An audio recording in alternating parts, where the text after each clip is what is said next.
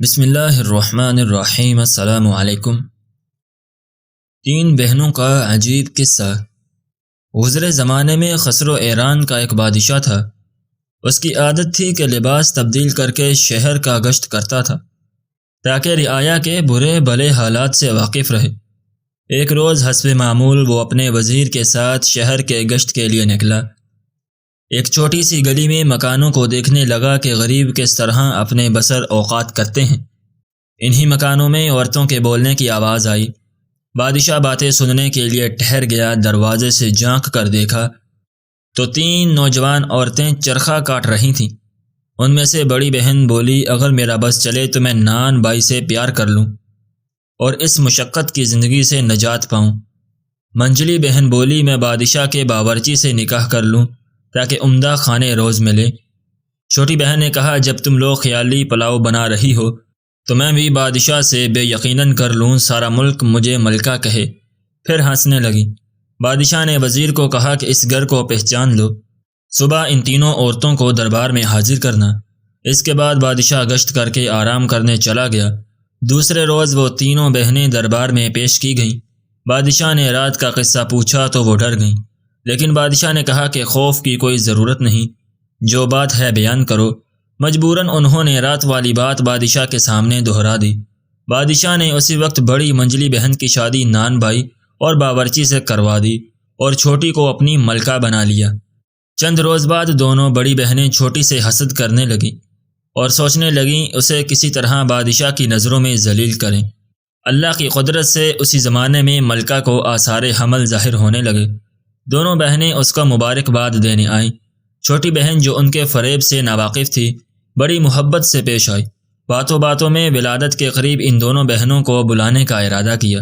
وہ راضی ہو گئیں اور انہوں نے پختہ ارادہ کیا کہ جب ان کے ہاں بچہ ہوگا تو اس کو الگ کر کے بلی کا بچہ اس کی گود میں ڈال دے گی اور مشہور کر دیں گی کہ بلی کا بچہ پیدا ہوا ہے۔ اس طرح بادشاہ اسے قتل کروا دے گا یا گھر سے نکال دے گا۔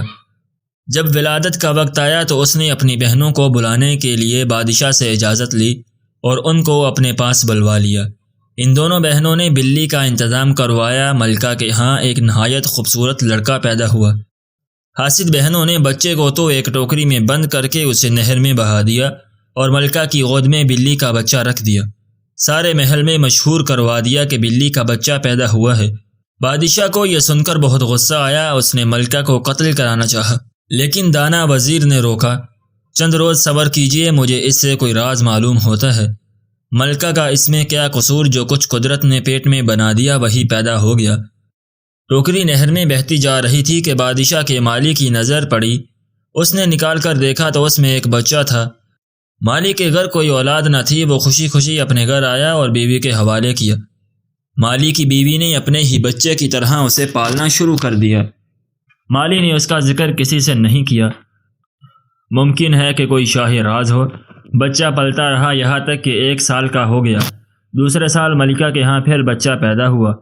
بد نصیب ملکہ نے اپنی بہنوں کو اس مرتبہ پھر بلوایا۔ اب انہوں نے مردہ کتے کا بچہ اس کی گود میں ڈال کر مشہور کر دیا کہ مردہ کتے کا بچہ پیدا ہوا ہے، اور اصلی لڑکا ٹوکری میں ڈال کر نہر میں بہا دیا۔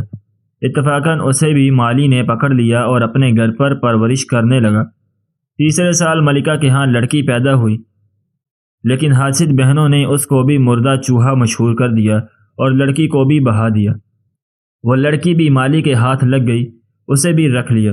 بادشاہ نے ناراض ہو کر ملکہ کو ایک لوہے کے پنجرے میں بند کر کے شہر کی مسجد کے دروازے پر رکھوا دیا تاکہ ہر آنے والا اس کے منہ پر تھوکے اور جو انکار کرے اس کو قتل کر دیا جائے۔ لوگ مجبوراً تھوکتے اور بادشاہ کے ظلم کو برا سمجھتے۔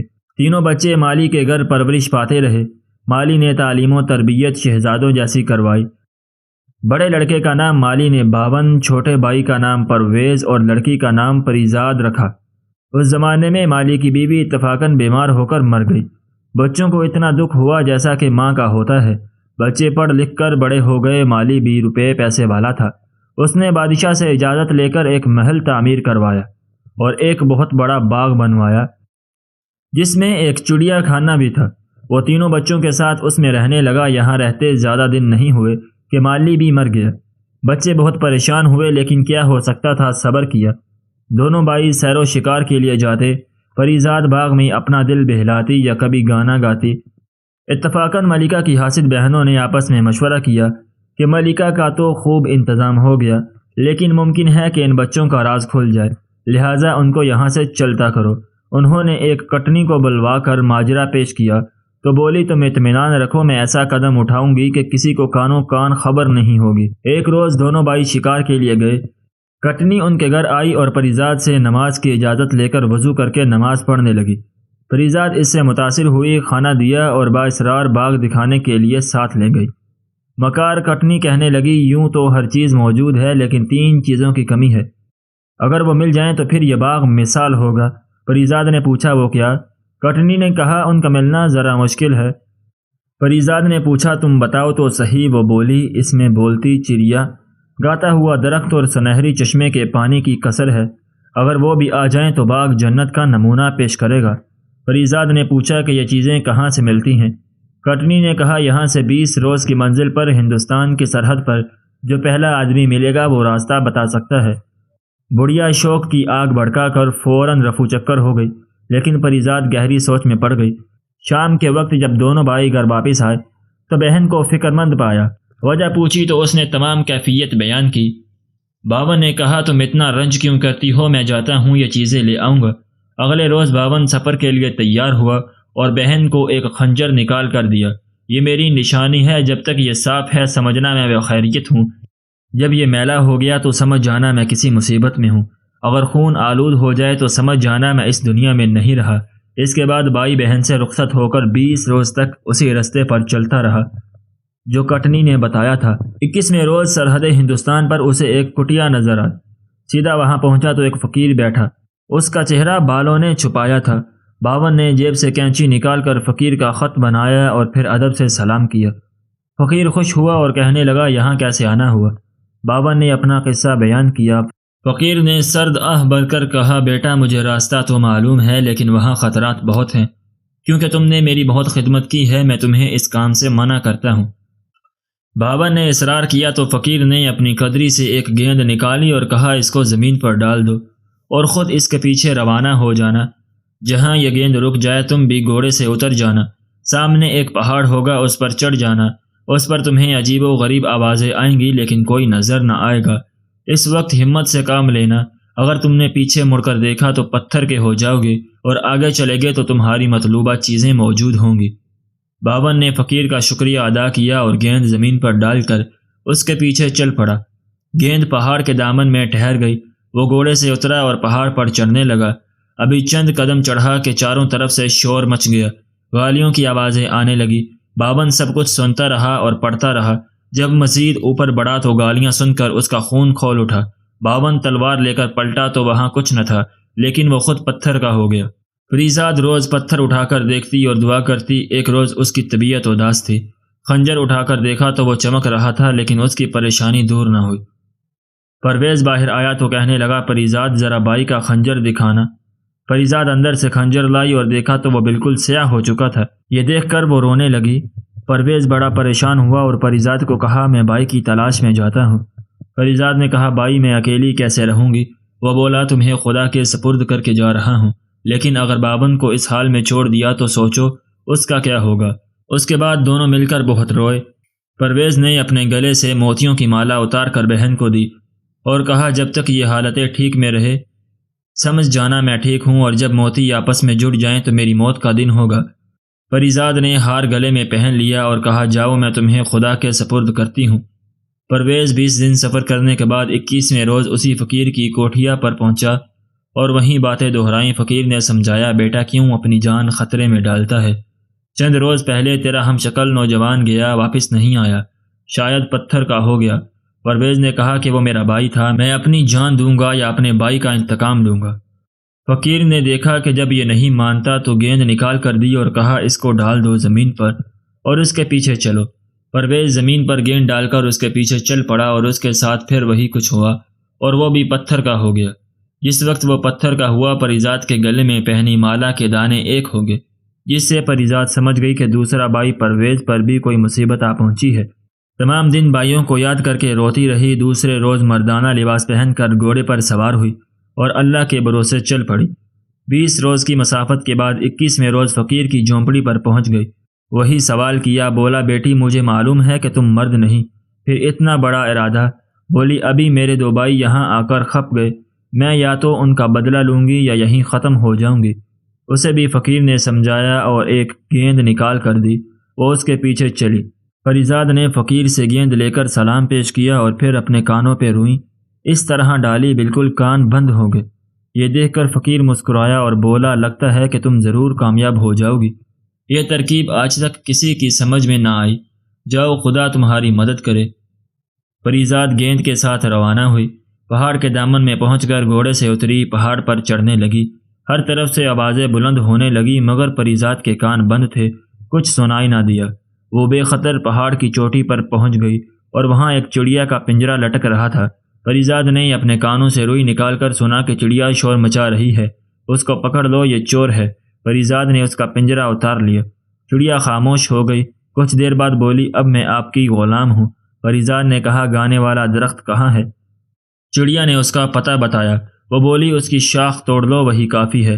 پریزاد نے شاخ توڑ لی، پھر سامنے کے چشمے سے وہیں رکے ہوئے چاندی کے گھڑے کو بھر لیا۔ پھر پریزاد نے چڑیا سے پوچھا کہ میرے بھائی جو پتھر کے ہو گئے کس طرف رکھے ہوں گے؟ چڑیا بولی اسے چشمے کا پانی ڈالو، پھر خدا کی قدرت دیکھو۔ پریزاد نے یہ پہلے اپنے بھائیوں کو پہچان کر ان پر چشمے کا پانی چھڑکا، وہ اسی وقت اصلی حالت میں آ گئے اور بہن سے مل کر بہت خوش ہوئے۔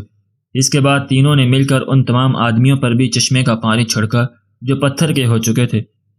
پڑھتے ہی سب اللہ کے حکم سے اصلی حالت میں آ گئے اور پریزاد کا بے حد شکریہ ادا کیا۔ اس کے بعد پہاڑ سے نیچے اترے تو دیکھا گھوڑے کھڑے ہیں، سب نے اپنے گھوڑے پہچانے اور ان پر سوار ہو کر اپنے اپنے راستے چل دیے۔ وہاں آ کر دیکھا کہ نہ تو فقیر تھا اور نہ ہی کٹیا۔ پریزاد کہنے لگی یہ فقیر اس طلسم سے متعلق تھا، طلسم ختم ہونے کے ساتھ وہ بھی ختم ہو گیا۔ اس کے بعد اپنے بھائیوں کے ساتھ اپنے وطن روانہ ہو گئی۔ غر آ کر اس نے درخت کی ایک شاخ صحیح جگہ پر لگا دی اور ایک عمدہ خوض میں فوارہ تیار کر کے اس میں چشمے کا پانی ڈال دیا۔ جب اگلے دن دیکھا تو اس شاخ کی بجائے پورا درخت کھڑا تھا، فوارہ زور سے چل رہا تھا، چڑیا کا پنجرا لٹک رہا تھا۔ سارے شہر میں ان چیزوں کی شہرت ہو گئی۔ ایک روز باون اور پرویز شکار سے واپس آئے کہ راستے میں بادشاہ کی سواری مل گئی۔ انہوں نے کوشش کی کہ بچ کر نکل جائیں مگر سامنا ہو گیا، مجبوراً کھڑے ہو گئے اور جب بادشاہ قریب سے گزرا تو جھک کر سلام پیش کیا۔ بادشاہ نے دریافت کیا کہ تم کس کے لڑکے ہو؟ انہوں نے عرض کیا کہ مالی کے لڑکے ہیں اور فلاں جگہ حضور کی اجازت سے محل تعمیر کروایا تھا، اس میں رہتے ہیں۔ بادشاہ کے دل میں ان کے لیے محبت بڑھ رہی تھی۔ بات کو بڑھانے کے لیے پوچھا کہ کہاں سے آ رہے ہو؟ جواب دیا شکار کرنے گئے تھے۔ بادشاہ نے کہا بغیر اجازت شکارگاہ میں کیوں گئے؟ دونوں نے کہا کہ ہمیں پتہ نہیں تھا کہ یہاں شکار کھیلنا منع ہے، آئندہ خیال رکھیں گے۔ پھر بادشاہ مسکرا کر کہنے لگا آؤ میرے ساتھ دیکھوں کیا شکار کھیلتے ہو۔ دونوں بھائی ساتھ ہو لیے، جنگل میں جا کر کہیں شیر مار لائے اور بادشاہ کے سامنے پیش کیا۔ بادشاہ ان سے اتنا متاثر ہوا کہ کہنے لگا تم میرے ساتھ شاہی محل میں چلو، کھانا کھا کر چلے جانا۔ دونوں بھائیوں نے پھر ہاتھ باندھ کر عرض کی کہ ہمیں کھانا کھانے میں کوئی مسئلہ نہیں، مگر ہماری ایک بہن ہے، ہم نے آپس میں قسم کھائی ہے کہ آپس کے مشورے کے بغیر کچھ نہیں کریں گے۔ آج ہم اس سے پوچھ لیں اور کل آپ کی خدمت میں حاضر ہوں گے۔ بادشاہ نے اجازت دے دی۔ دونوں بھائی گھر آئے لیکن دعوت کا ذکر کرنا پریزاد سے بھول گئے۔ صبح بادشاہ سے شکارگاہ میں ملاقات ہوئی تو دونوں نے معذرت کی، غرض اسی طرح 3 دن برابر بھولتے رہے۔ چوتھے روز دونوں کو بادشاہ نے ایک ایک گیند دی اور کہا اس کو کمر میں باندھ دو، جب کپڑا اتارو گے اور یہ نیچے گرے گا تو تمہیں یاد آ جائے گا۔ رات کو جب لیٹنے لگے تو وہ گیند کپڑوں سے گری، انہیں بادشاہ سے کیا گیا وعدہ یاد آ گیا۔ دونوں پریزاد کے پاس گئے۔ پریزاد کہنے لگی ذرا رکو، میں اپنی چڑیا سے پوچھ کر بتاتی ہوں۔ چڑیا سے پوچھا کہ کیا میرے بھائیوں کو دعوت میں جانا چاہیے؟ چڑیا بولی ہاں۔ پریزاد بھائیوں کے پاس آئی اور کہا کہ آپ کو بادشاہ کی دعوت منظور کر لیں اور دوسرے روز کے لیے بادشاہ کو دعوت دیں، میں اس کا انتظام کر لوں گی۔ دوسرے روز باون اور پرویز بادشاہ کے ساتھ محل میں داخل ہوئے اور راستے میں موجود لوگ ان کے حسن و جمال کو دیکھ کر خوش ہوئے۔ بادشاہ دونوں کو لے کر ایک کمرے میں آیا، پھر دسترخوان پر کھانا کھانے لگا۔ سب نے مل کر کھانا کھایا۔ محل سے جاتے ہوئے بادشاہ کو اپنے غریب خانے میں کھانے کی دعوت دی۔ بادشاہ نے جواب دیا بچوں میں ضرور تمہارے ہاں چلوں گا۔ دونوں بھائیوں نے گھر آ کر سارا قصہ اپنی بہن کو سنایا۔ دوسرے روز دونوں بھائی تو شکار کے لیے چلے گئے۔ پریزاد چڑیا کے پاس آئی اور پوچھا بادشاہ کے ہمارے گھر دعوت ہے، کیا کھانا پکانا چاہیے؟ چڑیا نے کہا کہ اپنے باورچیوں کو کہو کہ اچھے کھانے بنائیں، لیکن ایک رکاب موتیوں کی خیر ضرور بنوانا۔ پری زاد نے کہا کہ اتنے موتی کہاں سے آئیں گے؟ چڑیا بولی باغ میں فلاں درخت کے نیچے خزانہ ہے، جتنے موتی چاہیے لے لو۔ پری زاد نے خود جا کر کھودا تو واقعی لاتعداد خزانہ جمع تھا۔ اس نے ایک صندوق سی موتیوں کی نکالی اور باورچی کو بلوا کر مختلف کھانے پکانے کا حکم دیا۔ ادھر دونوں بھائی بادشاہ کے ساتھ شکار کھیلتے رہے اور رات کو بادشاہ کو اپنا کیا گیا وعدہ یاد دلایا۔ بادشاہ تیار ہو گیا اور سیدھا ان کے گھر آیا۔ پری زاد نے اپنی کنیزوں کے ساتھ دروازے پر بادشاہ کا استقبال کیا۔ اس نے بیٹیوں کی طرح پری زاد کو پیار کیا۔ پھر وہ تینوں بادشاہ کو اپنا باغ دکھانے کے لیے چلے۔ بادشاہ جب کھانا کھانے لگا تو موتیوں کی خیر دیکھ کر حیران ہوا۔ بولا یہ کیسی خیر ہے؟ کیا موتی بھی کھائے جاتے ہیں؟ بامن، پرویز اور پری زاد خاموش ہو کر چڑیا کی طرف دیکھنے لگے۔ چڑیا نے بادشاہ سے مخاطب ہو کر کہا کہ جب آپ کو بتایا گیا کہ آپ کے گھر بلی، چوہا اور کتا پیدا ہوا ہے، اس وقت آپ نے یہ نہ سوچا کہ انسان کے ہاں جانور کس طرح پیدا ہو سکتے ہیں؟ چڑیا کی بات سن کر بادشاہ حیران رہ گیا اور بولا، بھی چڑیا اگر تمہیں راز کی باتیں پتہ ہیں تو مجھے بتاؤ، معاملہ کیا ہے؟ چڑیا بولی ملکہ کی بڑی بہنیں جن کا نکاح آپ نے ان کی اپنی مرضی سے کروایا تھا، اپنی چھوٹی بہن سے حسد کرنے لگی تھی، چنانچہ انہوں نے پہلی اور دوسری بار کے پیدا ہوئے لڑکے کو ٹوکری میں ڈال کر نہر میں بہا دیا اور مشہور کر دیا کہ بلی اور کتے کے بچے ہوئے ہیں۔ تیسری بار بیٹی پیدا ہوئی اور اس کو بھی اسی طرح نہر میں بہا دیا اور آپ کو کہا کہ مردہ چوہیا پیدا ہوئی ہے، لیکن خدا کے حکم سے وہ تینوں بچے مالی کے ہاتھ لگ گئے۔ اس نے ان کی خوب پرورش کی، تعلیم و تربیت دی اور اب آپ کے سامنے بیٹھے ہیں۔